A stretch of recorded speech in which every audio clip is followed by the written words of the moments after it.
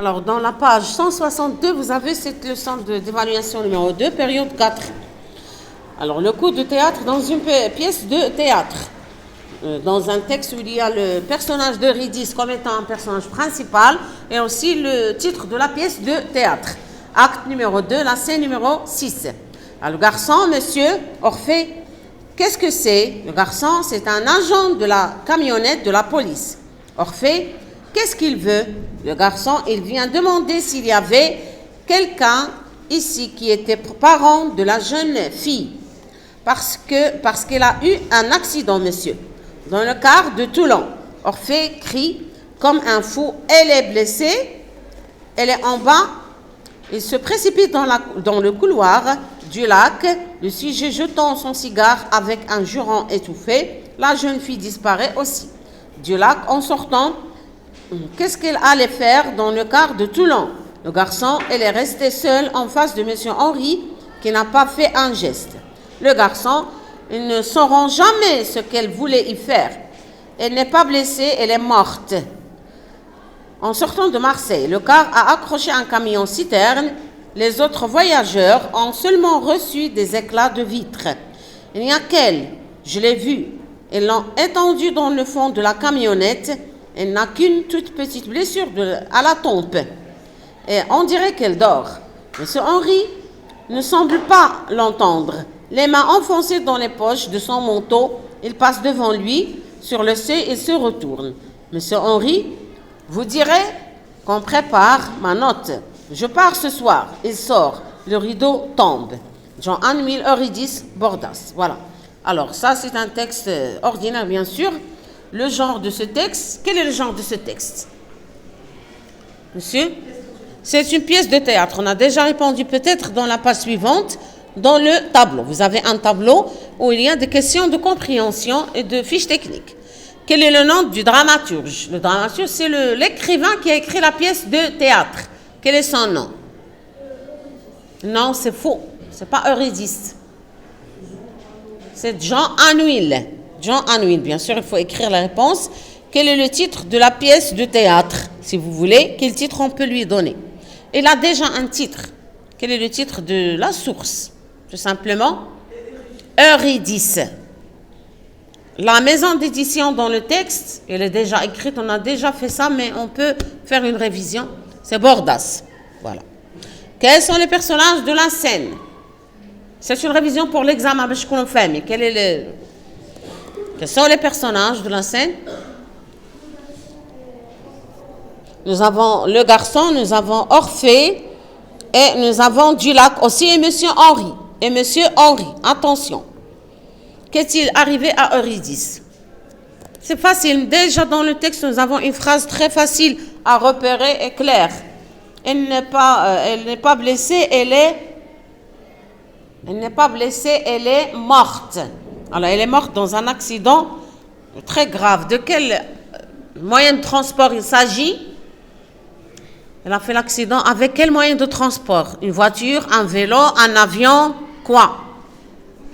Une camionnette. Ça veut dire un petit camion.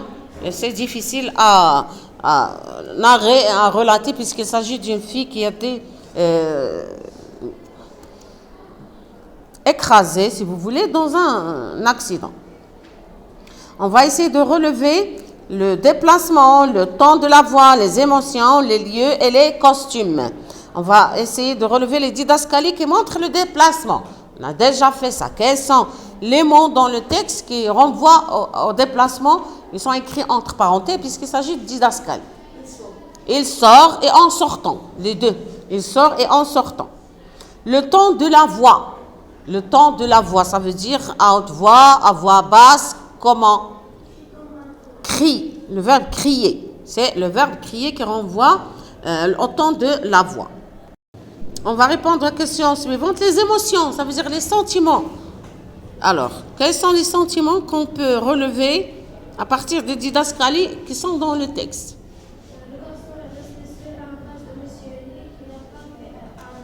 Il n'a pas fait un geste, oui, parce qu'il est stupéfait, il n'a pas de réaction, il est très très déçu, si vous voulez, ou bien il est très choqué et traumatisé.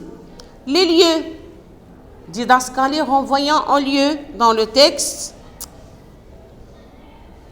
Sur le seuil, il se retourne. Sur le seuil, là, c'est pas bien sur le seuil, il y a le seuil. Sur le seuil, il se retourne, c'est un mot qui renvoie au lieu. Les costumes ou bien les vêtements, il y a une didascalie très claire là-dessus. Mademoiselle? Manteau, toute la phrase, lis toute la phrase. Les mains. Mademoiselle? De son manteau, très bien. Les mains enfoncées dans les poches de son manteau. C'est une phrase qui renvoie au costume. Voilà, alors on a répondu à toutes les questions. Il nous reste quelques-unes. On va essayer de relever la fiche technique oralement et après, voit bien sûr quel est le genre. On a dit que c'était une pièce de théâtre. Le type maintenant. Dans chaque pièce de théâtre, nous avons un type. C'est facile. Quel est le type qui domine? Non, c'est... Alors, on a dit que c'était un dialogue comme étant le type. Les personnages, on a déjà relevé les personnages. La scène et l'acte. Quelle scène et quel acte? Quelle scène et quel acte? Acte 2, scène 6. Voilà. Le lieu ou bien les lieux indiqués dans le texte. On vient de lire le lieu. Le seuil. Dans le texte, nous avons le seuil. Et nous avons aussi peut-être la rue, si vous voulez. Et nous avons les moyens de transport indiqués dans le texte. Camionnette. Le mot camionnette renvoie aux moyens de transport indiqués dans le texte. Le dramaturge, c'était Jean Anouilh. La source, c'est Eurydice. La maison d'édition, c'est Bordas. Ce sont des éléments très importants pour la pièce de théâtre. Alors, dans le rappel, vous avez le coup de... C'est quoi le coup de théâtre? Mademoiselle? Survenant. Oui, alors le coup de théâtre, c'est un événement inattendu. Ça veut dire qu'on ne s'attendait pas à ça, mais ça peut arriver dans une pièce de théâtre qu'il y ait un coup de théâtre. Ça veut dire un événement inattendu et surprenant. Qu'est-ce qu'il provoque, le coup de théâtre? Qu'est-ce qu'il provoque dans la pièce de théâtre, mademoiselle? Il provoque un changement soudain dans l'action dramatique et dans la situation des personnages. Oui, très bien. Il provoque un changement soudain dans l'action dramatique. Il sert à quoi? Pourquoi on emploie un coup de théâtre? Quelle est sa fonction dans la pièce de théâtre? Il sert à quoi? Il sert à quoi? C'est ça la fonction. Oui?